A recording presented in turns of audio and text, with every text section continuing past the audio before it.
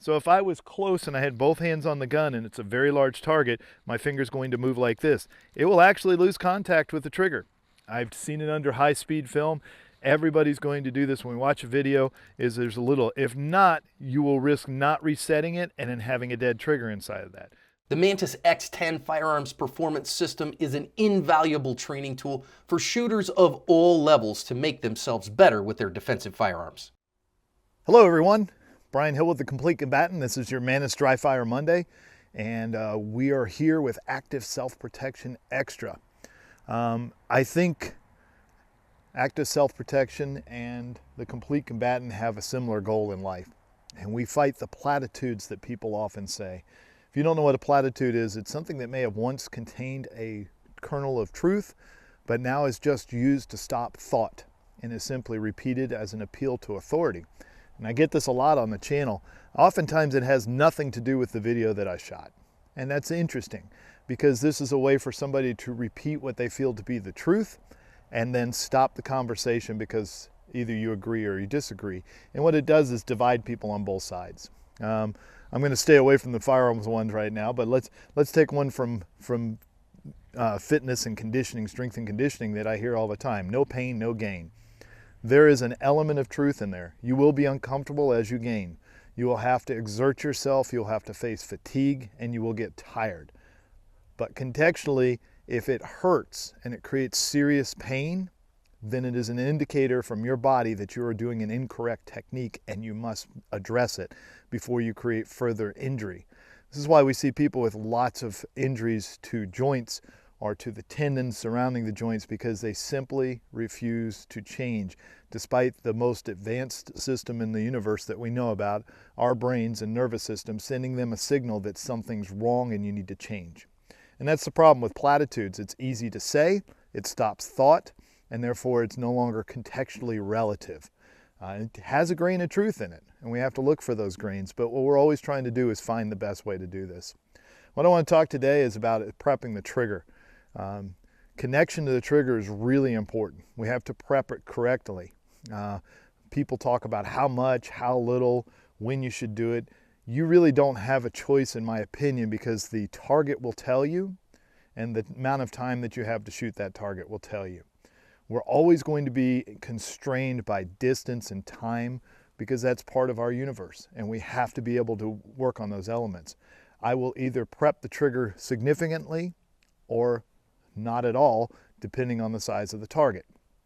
So if I have a large target fairly close like this, it requires no prep.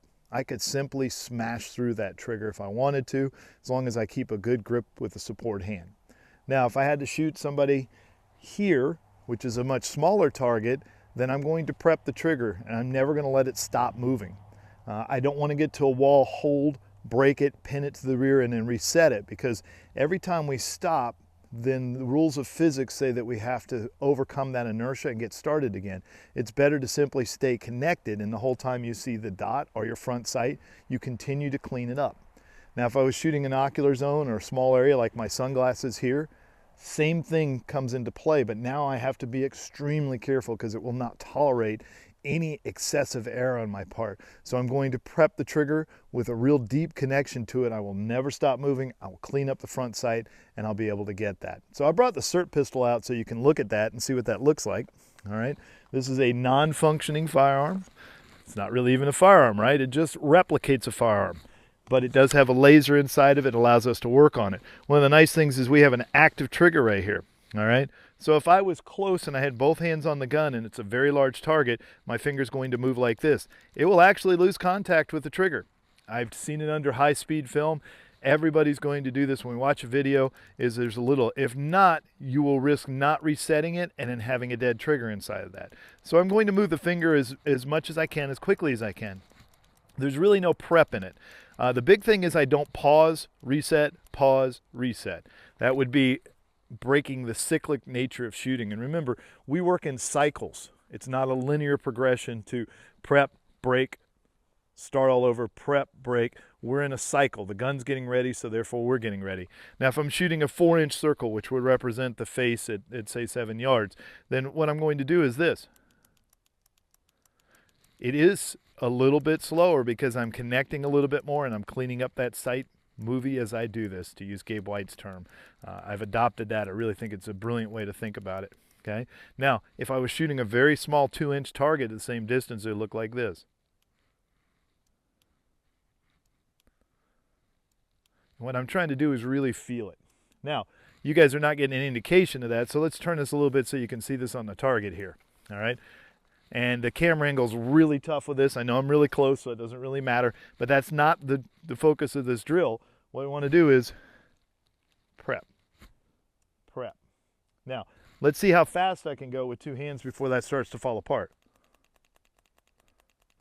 Well, there's no speed that's going to make that fall apart. It's a big target. I'm fantastic. Now, I need to be a bit more careful here. But that one's pretty good too. And now a very small circle. And then the cone of deviation with distance means that those small margins of error that are this close are going to get significantly larger as we go along. So if I miss by a 1/4 of an inch here, it's going to be significant as I move to 21 feet or 30 feet or 40, 50 feet like that. So that's what we have to take into account. So really connect and prep that trigger. Interesting thing I see with a lot of people is when I tell them to prep the trigger in class, and I've seen this with other instructors too, is they go to prep the trigger and then you tell them to prep a little bit more, prep a little bit more, prep a little bit more, and then the trigger breaks. So they're not really sure where the trigger is going to break, or they're trying to hold it still. So keep the trigger moving with the prep all the time. It's really, really important that you're connected to that you know you're about to shoot. Now this should only be used, we're only going to prep the trigger when we've made the decision to shoot. All right. I wouldn't want to point the gun at something I'm not going to shoot anyway. That violates the safety rules. It also violates the use of force. So we have to be real careful with that. So we're talking about a decision that's already been made to shoot, and then we're going to go relative to the size of the target. All right, so I've talked a lot. We've done a little cert. Let's do a couple live shots and see what that prepping looks like. I want you to focus on your finger. I'm going to make sure the support hand's not in the way with it.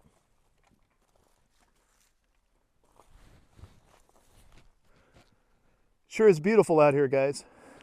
I'm just getting the best of weather to do these videos, and excited to share them with you. All right, let's get this gun hot.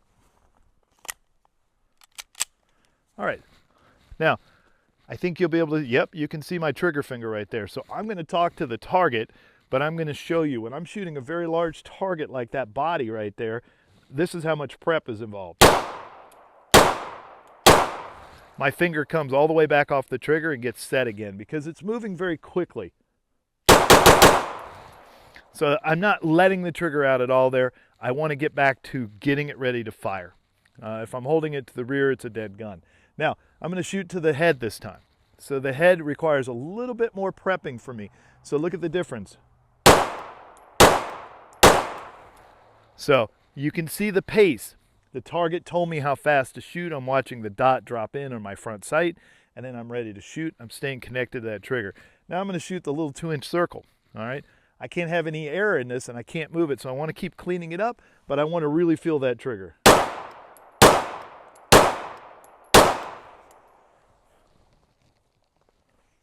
Okay. Now I know I'm very close to the target.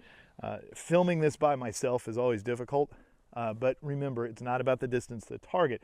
I've changed target sizes. I've gone from basically an 8 or 9 inch circle to a 4-inch circle to a 2-inch circle and kept all the shots in the same place. I know you want to see the target. All right, so you get a little shade behind it, but you guys can see all the rounds are just basically on top of each other because I'm connecting the prepping to the visual part of cleaning up the sight movie. They can never be separated. One of the problems about trying to isolate fundamentals is I still had to have a good grip. I still had to have postural stability. I still had to work the trigger. I still had to see the sights, and I had to process. What we're doing with this drill is just really focusing on one small part of it to make sure that we're good, but we still have the other fundamentals. They can never be separate. As soon as you do that, you get very weird, random things that start to happen. So really work on prepping your trigger and understanding exactly where that's going to happen. We really can't surprise ourselves with a trigger break. What we should be is so engrossed in the process that we're connected to it, that we have utter control over the 10th of a second that it actually breaks. All right, that way you'll have good shooting. You can see there's no right or left deviation. All right, I have a good grip on the pistol, I have good postural stability. They're all going in the same spot. I shot these pretty quick. They're right on top of each other. I know I'm close, all right? But if we put that at 7 yards, which would be roughly double that distance, it would only be this big. It's still good shooting. It doesn't matter. What I'm doing is working that trigger, and making sure it goes to the same place. So work on your prep, understand where it's going to happen, where you're going to actually initiate that gun to fire, and then get ready to do it again. Don't hold and watch everything settle and then get ready, because you're simply wasting time at that point. Trigger prep's important. I want you guys to work on it, but work the other fundamentals at the same time. Have good postural stability, have good grip, all right? See the sights relative to you pressing the trigger, and the foremost is always be in the process as you shoot. You guys are gonna get great results out of this if you do. All right, I appreciate it, guys. Think about what this video is about. Let's talk about that part of it, the prepping of the trigger and the essentialness. Some of you are more kinesthetically aware, so it's going to really appeal to you feeling it. And then you may need to cue into the vision side a little bit more. Some of you guys are going to be very visually driven. You may not be feeling the trigger at all because you're cleaning everything up with your vision. Why not have 2 systems instead of 1? It's always better. Okay, Active Self-Protection Extra. Hit the like and subscribe button. Make sure you use your Manus. Manus is perfect for this tool. The only reason I didn't use it today is because I could use a cert out here and then I have to hold the phone up back and forth. But watch how you prep the trigger. It measures the amount of time that you do it. It measures exactly when you press the trigger and what happens after that. And it is an essential way to clean up this connection of feeling and sight together. And the mantis becomes the receiver of information that you can go back and interpret. And we always need more data, always need more information. Everything in life has a measurement to it. It has a distance, and we want to know what we're capable of. Therefore, we're not just hoping it all works out. All right, Brian Hill with The Complete Combatant. And as always, measure, refine, and perform.